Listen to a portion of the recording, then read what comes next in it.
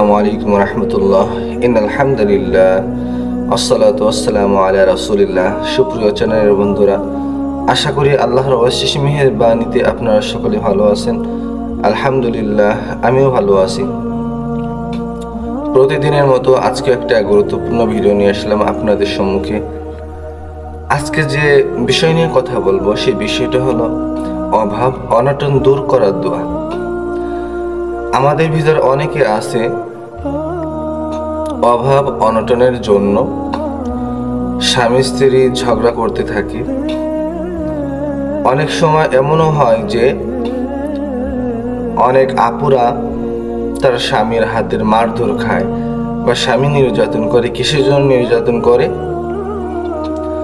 যখন তার কাছে টাকা থাকে না, অভাব থাকে, অনটন থাকে, তখন সে এরকম করে স্ত্রীকে চাপ দেওয়া হয় যে তোমার বাবার বাড়ি থেকে টাকা পয়সা নিয়ে এসো। এরকম অনেক বিষয় আলাপ আলোচনা হয় এবং স্বামী স্ত্রীর প্রতি জুলুম করা হয়।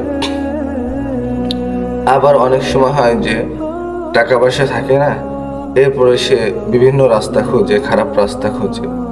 তো এই জন্য আপনারা যদি এই আমলটি করেন তাহলে আল্লাহ তাআলা এর ওসিলায় আপনাকে ধনীও বানায় দিতে পারেন।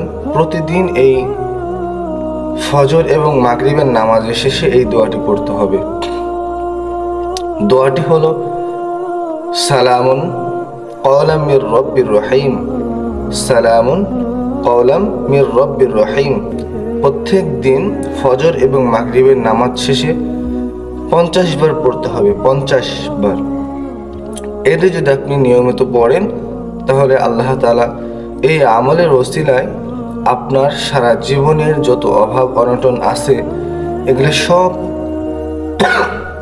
ধ্বংস করে আপনাকে ধনী বানিয়ে দিবেন এবং আপনার সব অভাব অনটন দূর করে দিবেন ইনশাআল্লাহ। অনেক পরীক্ষিত আমল। আমরা হুজুরেরা এগুলো কিন্তু ফজরের নামাজে পড়ে আমল করি।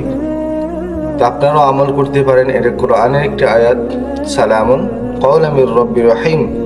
এই দোয়াটা আপনি আমল করলে অবশ্যই আপনার অভাব অনটন দূর হবে ইনশাআল্লাহ।